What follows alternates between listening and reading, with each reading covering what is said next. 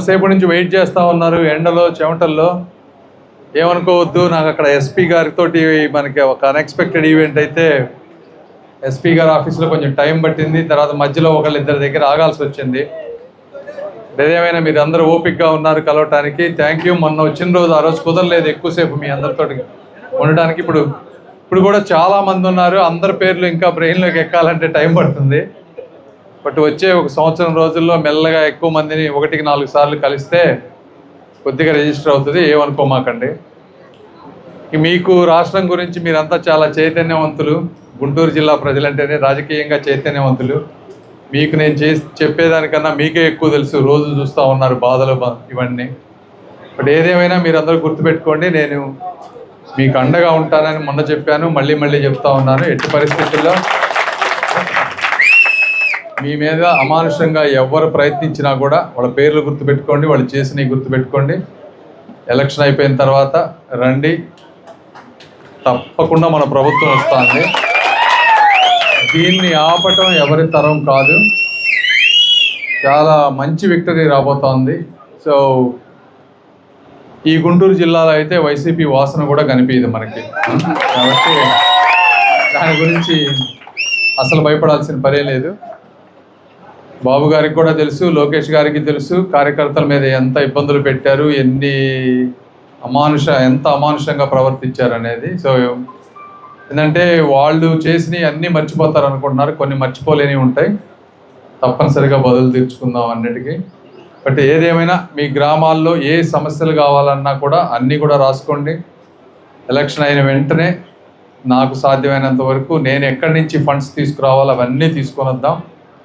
నాకు ఎంత ఒక 5 కోట్లు ఎంత ఉంటాయి, తర్వాత రాజ్యసభ మెంబర్ల దగ్గర నుంచి కొంత ఉంటాయి, సిఎస్ఆర్ ఫండ్స్ ఉంటాయి, ఎన్ఆర్ఐల దగ్గర నుంచి కొంత ఫండ్స్ ఉంటాయి.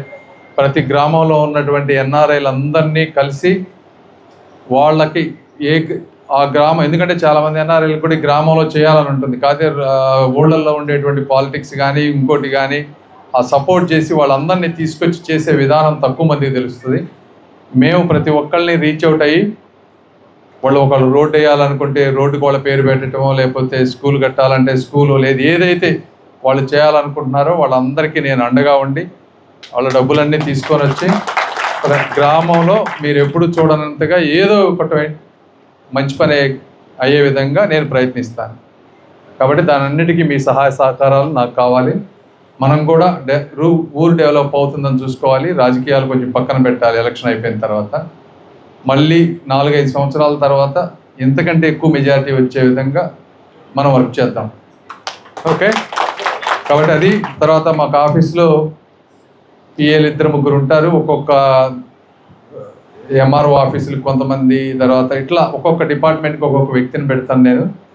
ఏ ప్రాబ్లం ఉన్నా కూడా మీరు లోకల్ ఎమ్మెల్యేతో అవ్వకపోతే అక్కడ కాంటాక్ట్ చేయొచ్చు. ఆన్లైన్లో మీ అందరికీ అవైలబుల్ అయ్యే విధంగా చేస్తాను. మీ స్మార్ట్ ఫోన్ నుంచే మీరు తెలుగులో కావాలంటే తెలుగులో, ఇంగ్లీష్లో కావాలంటే ఇంగ్లీష్లో మమ్మల్ని రీచ్ అయ్యే విధంగా అన్ని సిస్టమ్స్ పెట్టి మీ అందరికీ యాక్సెస్ ఎప్పుడూ, నేను ఢిల్లీలో ఉన్నా ఎక్కడున్నా కూడా నేను మీకు దూరంగా లేను అనే విధంగా నేను చేస్తాను. ఎందుకంటే మీ అందరికీ అది ఒక్కటే ఉంటుంది. కాబట్టి నేను ఇక్కడికి రావాల్సిన అవసరం లేదు. అయినా వచ్చాను అంటే ఏదో ఒక బలమైన కారణం ఉంటేనే వస్తాను, అంతే కదా. ఇందులో నేనేమి చేసుకునేది ఏమీ ఉండదు. కాబట్టి మీరందరూ అర్థం చేసుకుంటారనుకుంటున్నాను నేను ఎందుకు వచ్చాను అనేది ఇక్కడికి. అది కూడా మీరు అందరికీ 1-10 మందికి చెప్పండి, మంచి మెజారిటీలు తీసుకురండి. అదేవిధంగా మనోహర్ గారికి మీరందరూ ఇంకొకసారి చెప్తున్నాను, తప్పనిసరిగా ప్రతి ఒక్కళ్ళు ఓటు ట్రాన్స్ఫర్ అవ్వాలి. ఎందుకంటే పవన్ కళ్యాణ్ గారి గురించి మీ అందరికీ తెలుసు, ఆయన సినిమాల్లో ఎంత సంపాదిస్తారనేది. అదేవిధంగా ఆయనకి జగన్మోహన్ రెడ్డి గారు, కేసీఆర్ గారి రూపంలో దాదాపుగా 1000 కోట్ల రూపాయలు ఆఫర్ చేశారు. ఏంటి, పొత్తు పెట్టుకోకుండా ఉండటానికి. 1000 కోట్లను కూడా ఒక వెంట్రుకతో సమానమని ఇసిరి పక్కన పడేసినటువంటి వ్యక్తి పవన్ కళ్యాణ్ గారు. అలాంటి మంచి వ్యక్తులకి మనం కష్టాల్లో ఉన్నప్పుడు ఆదుకున్నారు. కాబట్టి మనం అదే విధంగా ఇక్కడ ఉన్నటువంటి మనోహర్ గారికి ఓటు వేయడం అనేది మన కనీస ధర్మం. కాబట్టి ఆ విధంగా మీరు కూడా అందరికీ చెప్పి ఎట్టి పరిస్థితుల్లో తప్పు జరగకుండా చూసుకోవాల్సిన బాధ్యత మీ అందరిపైన ఉంది. దానికి ఎటువంటి సహాయం కావాలన్నా నేనున్నాను, మనోహర్ గారు ఉన్నారు, అందరూ ఉంటుంది. తెలుగుదేశం పార్టీ లోకేష్ గారు పక్కనే ఉంటారు. నాకు మంచి యాక్సెస్ ఉంది లోకేష్ గారితో, మీకు ఎటువంటి ఇబ్బందులు లేకుండా చూసుకునే బాధ్యత నాది. Okay, thank you.